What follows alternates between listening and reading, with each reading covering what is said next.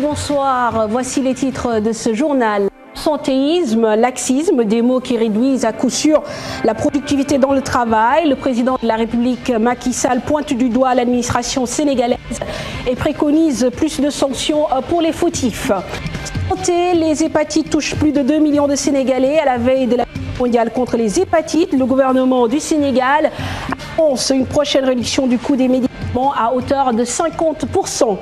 Et puis, période de Ramadan oblige, les restaurants et fast-food ne font plus le plein. Conséquence, un chiffre d'affaires revu à la baisse pour les commerçants.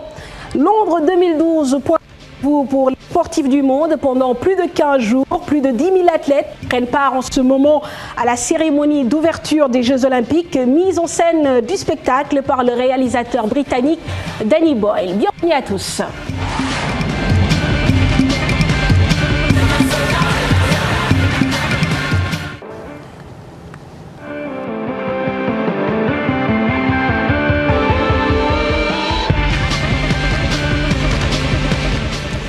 Encore une fois, merci de votre fidélité. L'administration sénégalaise, indexée par le président de la République à l'occasion du Conseil des ministres tenu hier à Diourbel, l'absentéisme et le manque de ponctualité sont des mots qui gangrènent le travail dans la fonction publique.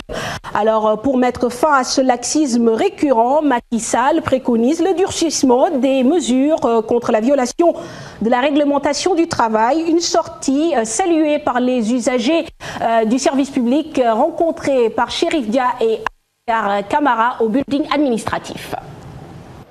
El Hadji Amadou Sey et Aloui Sarr quittent pour la énième fois le building administratif, siège du gouvernement, la mort dans l'âme. Un dossier qu'on a imputé à quelqu'un qui devait faire un rapport ou me convoquer pour me dire les résultats de la décision de son supérieur. Jusqu'à aujourd'hui, on n'arrive pas à mettre la main sur la personne à qui le dossier a été imputé. Parfois, on a des documents urgents à régler ici, mais on ne trouve jamais d'interlocuteur. Comme eux, beaucoup d'usagers souffrent du laxisme dans l'administration, marqué par l'absentéisme de ses agents. Ils saluent du coup la mesure prise par le président de la République. Le président a raison. Des agents qui doivent venir au travail à 8 heures, mais se présentent à 10 heures ou 11 heures. C'est anormal et ça n'existe nulle part ailleurs qu'au Sénégal. Les gens ne travaillent pas. Ils viennent, ils se présentent, ils sont partis. Tu viens, tu cherches quelqu'un, on dit châté depuis midi. Certains invitent le président Macky Sall à s'inspirer de la conception senghorienne de l'administration, basée selon eux sur la rigueur dans le management. Ça n'a jamais existé autant de Senghor, de Mamadou Dia, peut-être un peu sur Abdou Diouf, mais depuis lors, les gens viennent quand ils veulent, ils sortent quand ils veulent. Au lieu de travailler, ils viennent avec leurs journaux, ils passent tout le temps à lire, à téléphoner. Donc le président a parfaitement raison de sévir. Mais il n'y a plus de méthode et d'organisation. Les gens font ce qu'ils veulent. Si certains prônent des sanctions, d'autres demandent au chef de l'État de donner l'exemple. Charité bien ordonnée commence en soi-même. Il faut que le président lui-même donne le bon exemple, en commençant par sa propre famille, par son propre gouvernement. J'ai la journée de Senghor en écrit, toute la journée. 7h30, il était déjà à son bureau. Jusqu'à 8h, il va dans son bureau. Donc, le président de l'actuel aussi ne fait que ça. Lui aussi, il est rigueur, il respecte ses heures. Pour le respect des horaires de travail et la fin de l'absentéisme au niveau de l'administration, ces usagers du service public préconisent la mise en place d'un système de pointage à l'image des entreprises privées. Parce qu'à leurs yeux, certaines entreprises privées sont devenues performantes grâce à la rigueur dans le travail. Chérif Dia, merci. Nous reparlons justement de ce Conseil des ministres accueilli hier par la région de Diourbel. Une porte de sortie pour la crise, en tout cas la question entre les populations. Éducation, santé, emploi, tout est à faire dans cette partie du Baol. Et pour ne pas arranger les choses, l'absence d'infrastructures est un mal qui touche l'une des régions les plus pauvres donc, du Sénégal. Reportage Ibou Diouf, image Ababakar Camara. Vu la rareté ou l'absence d'infrastructures dans la capitale du Baol, c'est presque une lapissade de dire que la région de Diourbel est pauvre. Une situation peu satisfaisante qui ne favorise pas le bien-être d'une population. Nous avons un sérieux problème avec l'éclairage public à Diourbel. Les routes sont sinueuses et également on a un hôpital avec des tarifs trop élevés. Si tu n'as pas d'argent, tu ne peux pas t'en sortir. C'est extrêmement cher. Les jeunes à Diourbel ne font que chemin. Il n'y a absolument rien à Diourbel. C'est-à-dire que, heureusement que Touba, c'est après Diourbel.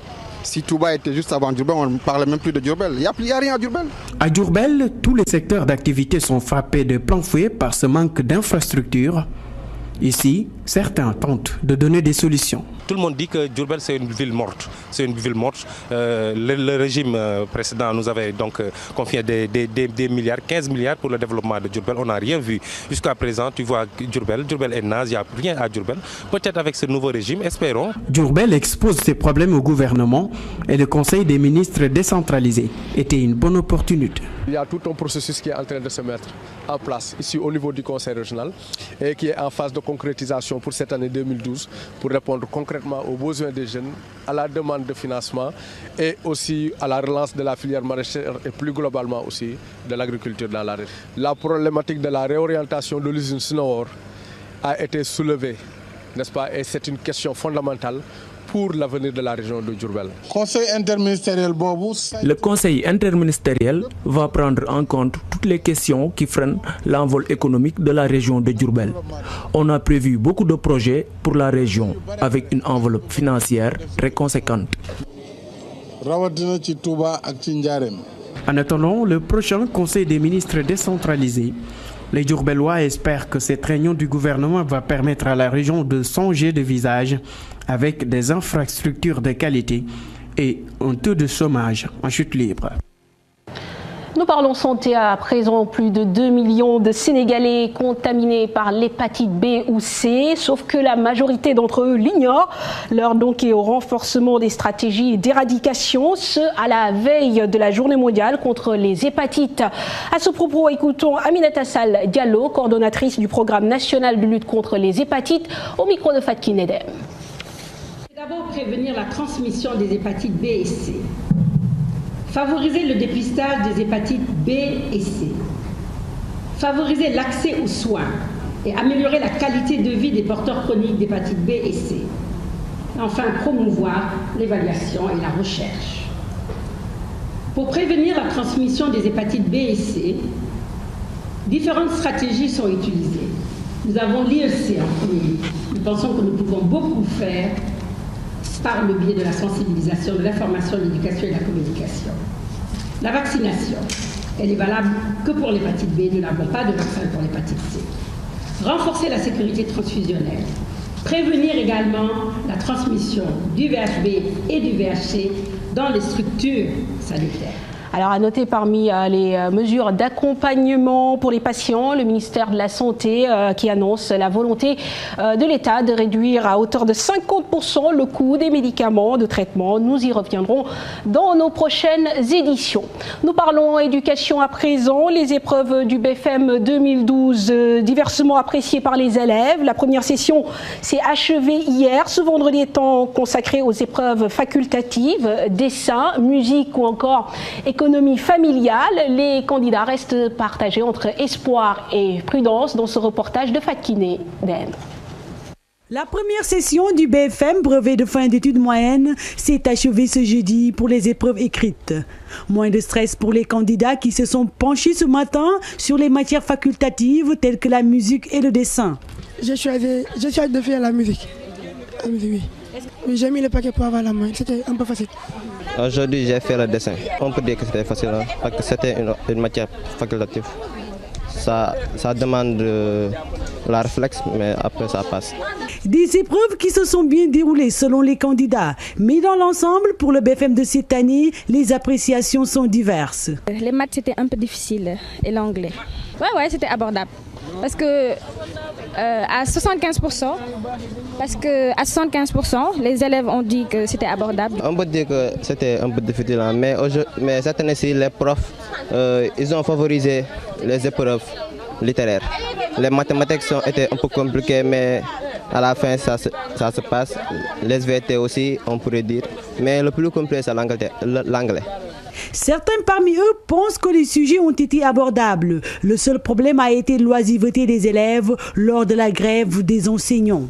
Moi, je suis conscient que nous avons tout fait. Quelqu'un qui vient et qui dit qu'il n'a rien fait et qu'il n'a rien appris, il ne fait qu'aggraver les choses. Il ne fait que, je vais même dire, raconter sa vie. Parce que c'est faux. Pour le moment, les candidats croisent les doigts et attendent les résultats prévus pour ce lundi. Et puis, quand Ramadan rime avec abstinence, certaines activités sont presque au point mort. C'est le cas dans les restaurants qui voient leur chiffre d'affaires baisser de manière drastique. Et justement, comme tous les soirs, la rédaction de TFM s'est rendue à un endroit bien précis avec Saonera Birama et Yaya Diallo. De l'hôpital principal de Dakar, ces restauratrices vaquent à leurs occupations. En cette période de Ramadan, quelques clients viennent se restaurer. Toutefois, ces vendeuses constatent la baisse de leur chiffre d'affaires. Avant le Ramadan, les activités marchaient, mais depuis, elles sont au ralenti. Ça marche petit à petit. Avant, on pouvait gagner de 30 000 voire 40 000 francs. Mais maintenant, on ne gagne que 20 000 à 25 000 francs par jour. Le constat est le même chez ces livreurs de pain qui ne sentent pas les rayonnements de son commerce au centre-ville de Dakar en cette période. Ici, au centre-ville, les travailleurs rentrent chez eux avant l'heure de la rupture du jeûne. Donc, nous nous livrons une petite quantité de pain. C'est pour cela qu'on gagne peu pendant le Ramadan. Avant le mois béni, Bintou rentre avec au moins 10 000 francs chaque jour comme fruit de son commerce. Mais maintenant, elle en trouve moins. Moi, avant le Ramadan, chaque jour, je gagnais 10 000 francs ou même plus. Maintenant, je n'ai que 8 000 et même ça, c'est par 2 jours. Les gens ne font du thé que le soir. Il y a même certains qui n'ont pas le temps de faire du thé. Si le Ramadan semble affecter certains commerces, tel n'est pas le cas pour d'autres. Depuis le début du Ramadan, on rentre chez nous avec 15 000 ou 20 000 francs par jour. Avec le Ramadan, nos affaires marchent très bien. Car c'est qu'à cette période que les gens s'intéressent aux articles religieux. Ils achètent des chapelets et des exemplaires de Coran. Malgré le faible taux de la clientèle, ces femmes disent joindre le debout. Elles trouvent compréhensive la baisse de leur chiffre d'affaires en cette période où beaucoup de personnes observent le Ramadan et dînent en famille. Et puis, en ce mois de Ramadan, les prières ne sont jamais de trop. À Sédhiou, la source miraculeuse d'El Hadj Omar Tall reçoit des dizaines de visiteurs qui viennent d'un peu partout du Sénégal. Leur hôte espère un aménagement du site, justement, afin d'accueillir plus de croyants. Thierno Laurent Mendy, Bakary Conté. Chaque jour, la source miraculeuse d'El Hadj Omar reçoit des visiteurs. En ce mois béni de Ramadan, les fidèles musulmans viennent nombreux pour les ablutions et les prières. L'historique du puits est intimement lié à la personnalité d'El Hadj Omar. Cela ne fait l'ombre d'aucun doute. El Hadj Omar était de passage à Sédhiou vers 1848. C'est vers 1848 qu'il a foulé le sol de Sédhiou en provenance de la Basse-Casamance. Alors cela ne fait l'ombre d'aucun doute. Selon la tradition, c'est palmier-là qu'il venait s'adosser après avoir donc rendu des actions de grâce à Dieu. Une eau naturelle, non salée malgré sa proximité avec le fleuve.